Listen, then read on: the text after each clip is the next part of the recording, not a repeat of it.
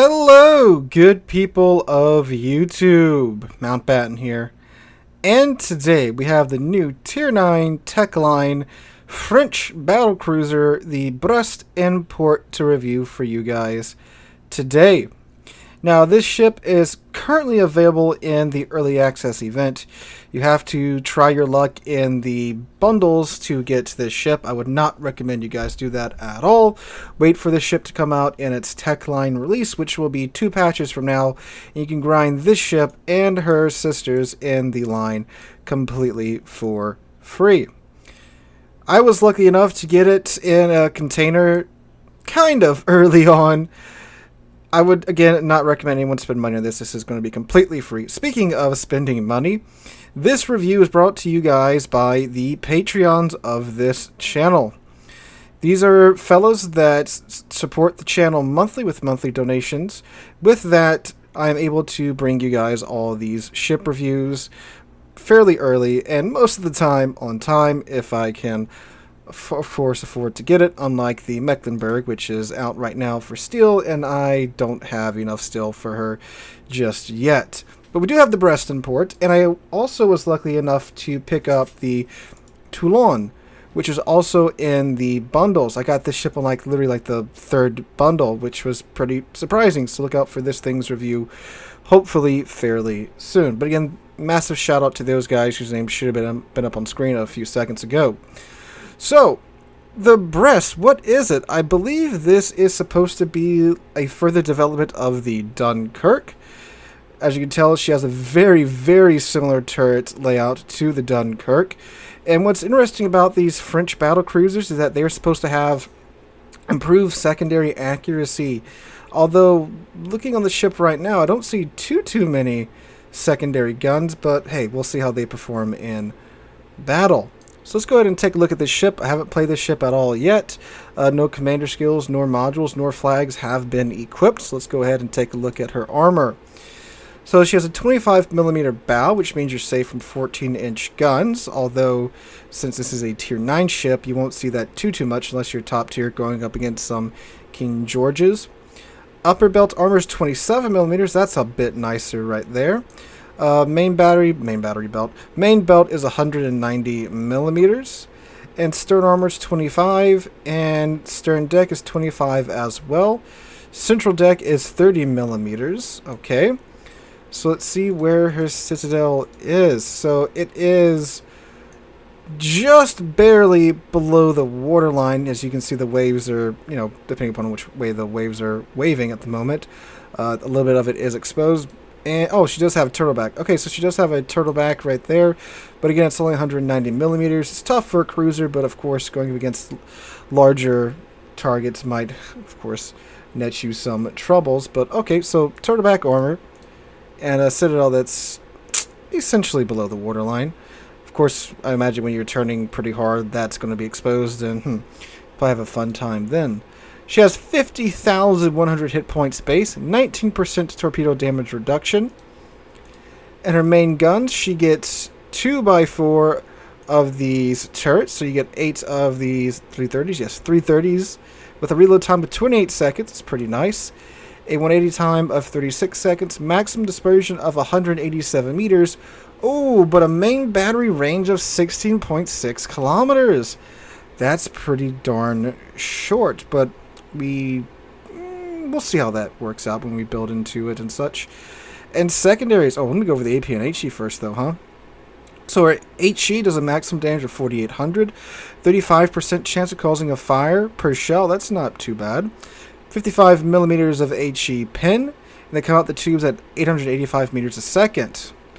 AP, maximum damage of 9,700, and they come out the tubes at 870 meters a second. So some pretty nice high velocity shells there. It's of course a trademark of the French tech tree.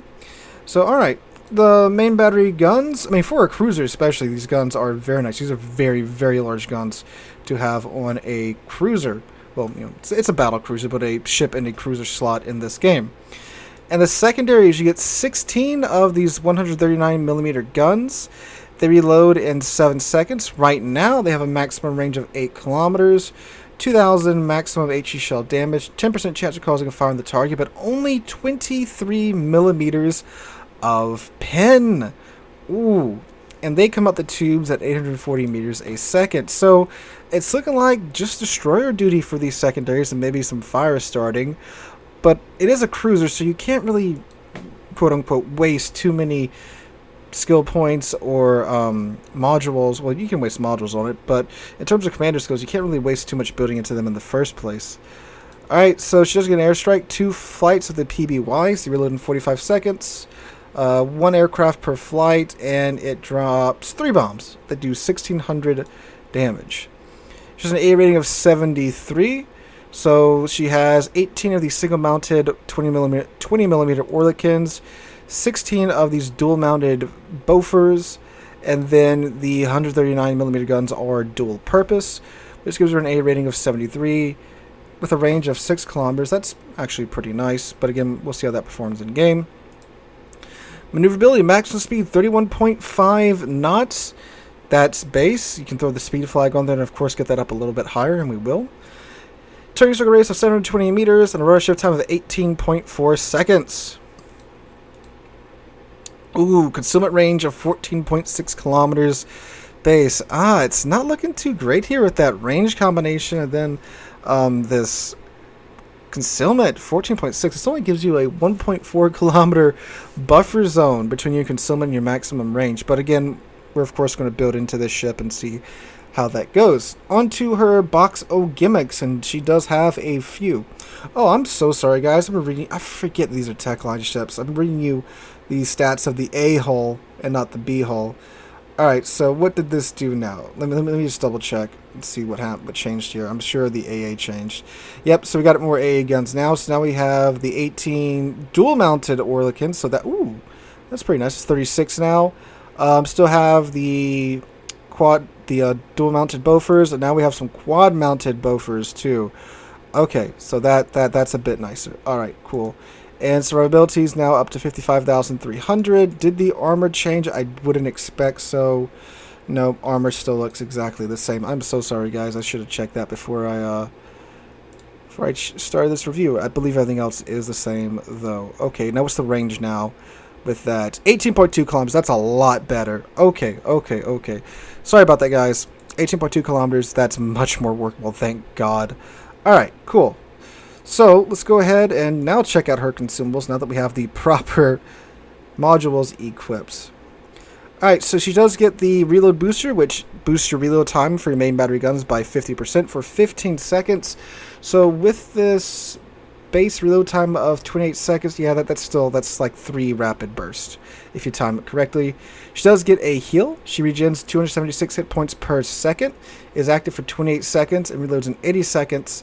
And you get 3 of those base.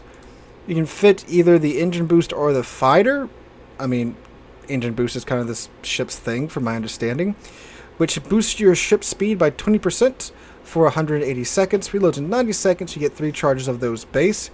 And you can choose either Hydro or DFAA. Hydro goes out to 5 kilometers and is active for 100 seconds. Reloads 120 seconds and 3 charges base. And of course, damage con. Alright guys, I'm going to go ahead and build this ship out now with a commander and the modules. I'll meet you guys right back here for that. And if you are wondering, this is the camo you get via the sequential bundles. Looks pretty nice. Wasn't for the giant figurehead, I probably would actually keep this on. But that's what it looks like if you are wondering. It looks very clean. I do like that. Alright, now that we are moduled and kitted out, let's go ahead and run through the build that I'm running on it. So, I went with main battery mod 1. Keep those main battery guns in the fight, especially since we only got 2 of them. Then I went with damage con mod 1 because this line does get the battleship burn time. And as we all know, fires suck. Couple that with the armor that this cruiser has, as decent as it is, well actually as good as it is for a cruiser, of course you are going to be eating more damage than you would in a battleship. Then aiming systems mod 1 to get an even better dispersion out of those guns. Then damage con 2 because fires still suck. Concealment to be a sneaky little cruiser, battle cruiser.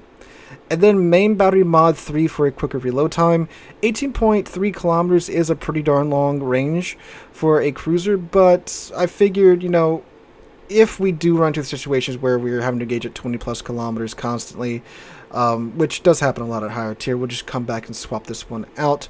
But I really want to see how fast I could get that reload time down to.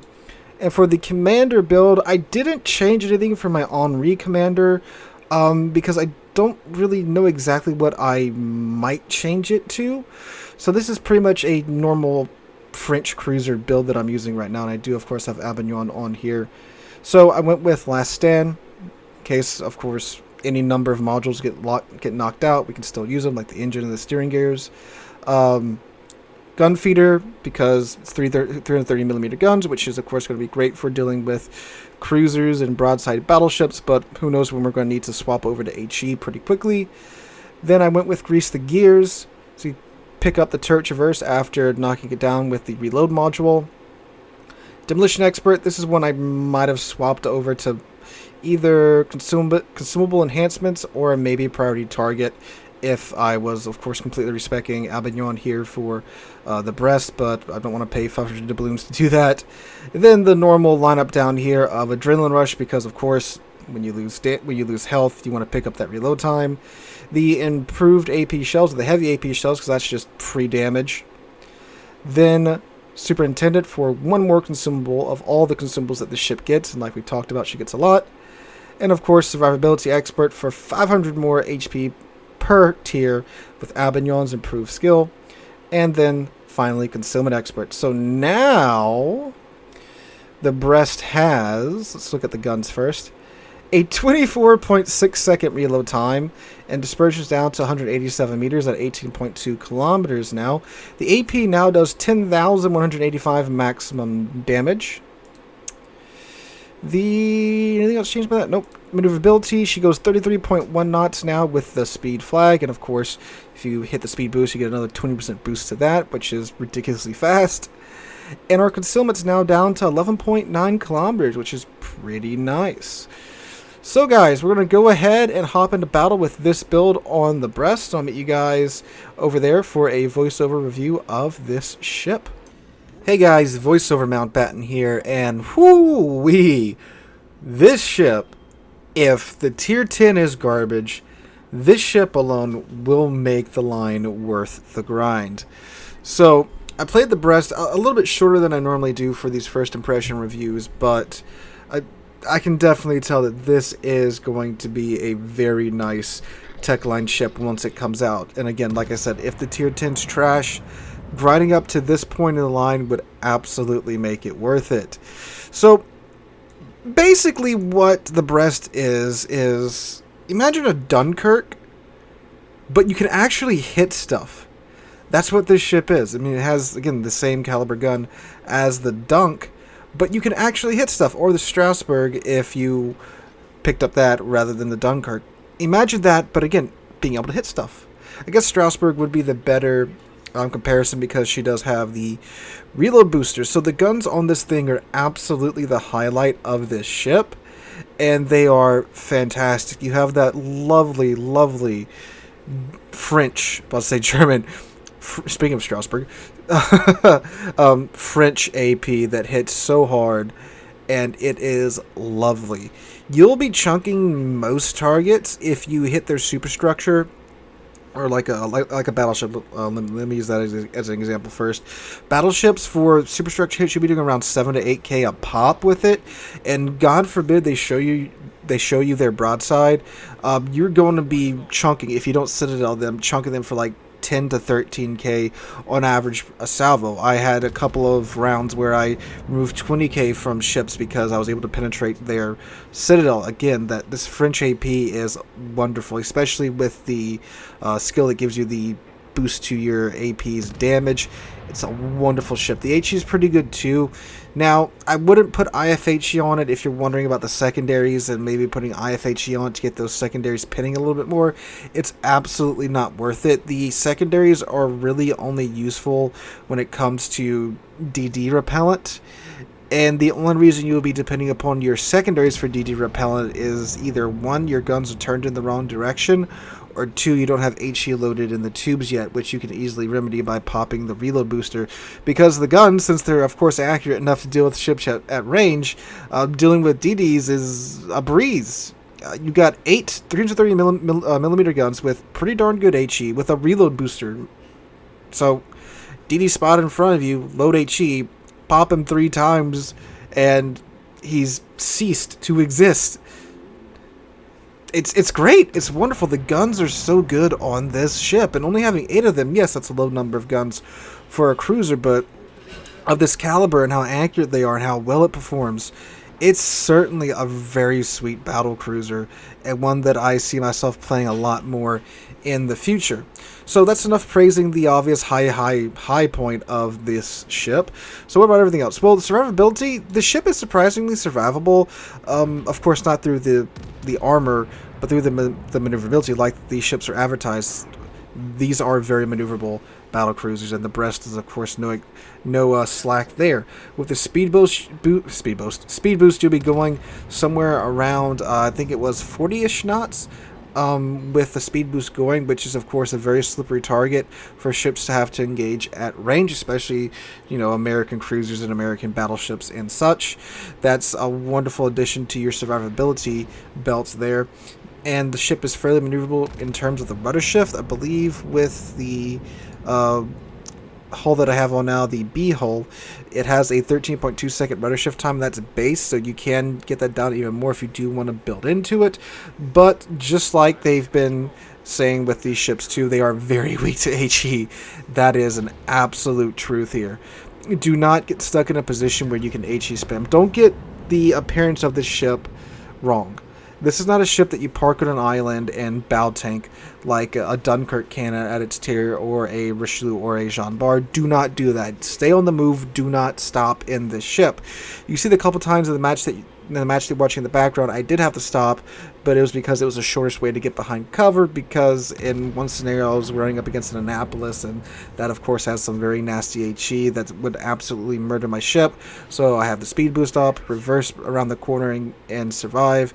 And at one point I was kind of hesitant to charge into a fray with 3 other ships, but you guys will see what happens with that.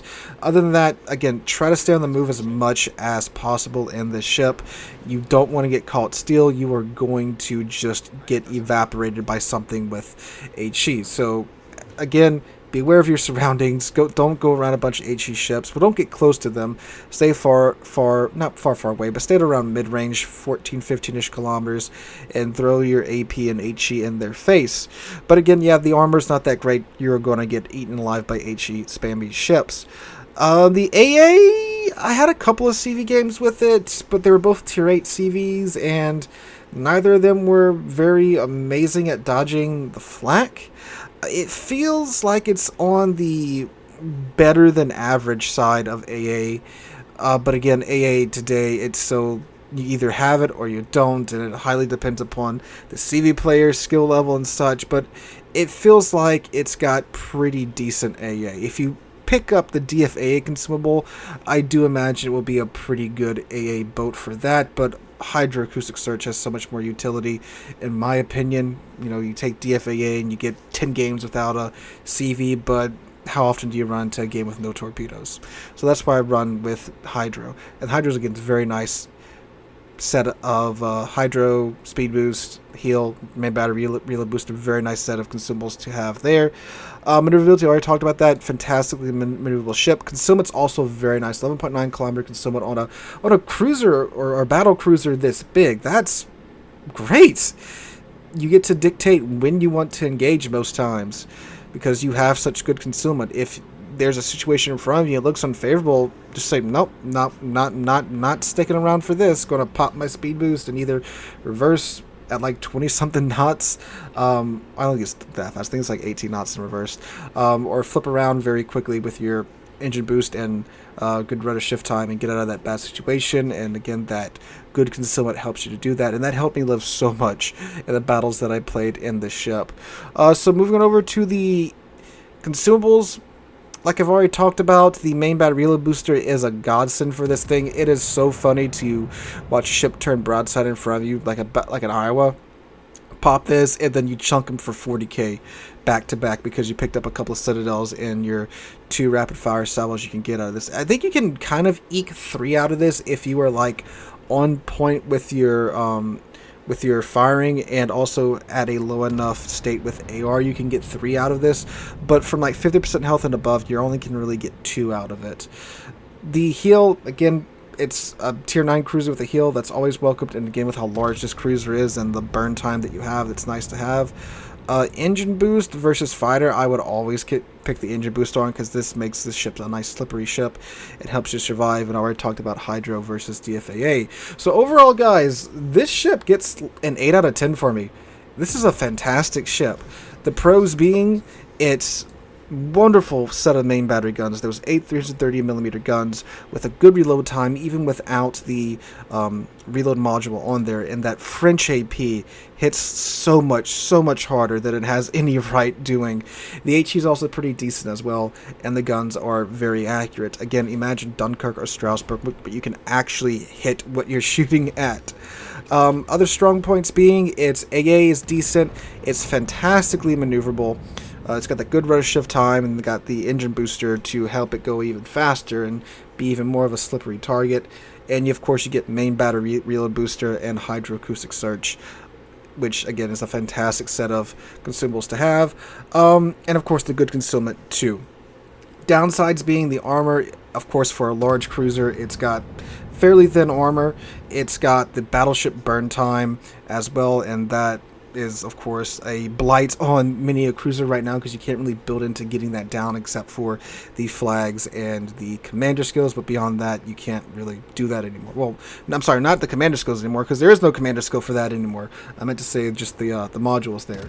But other than that, I can't really think of too many downsides for the ship. Now, of course, having, you know, not the best armor ever, and don't get me wrong, it is good armor for a cruiser, but for a cruiser of its size, it's not as tanky as a lot of the other tier 9 and tier 10 super or large cruisers, whatever you want to call them. Ships like the Alaska, the Stalingrad, the Moskva, those ships, you guys know what I mean.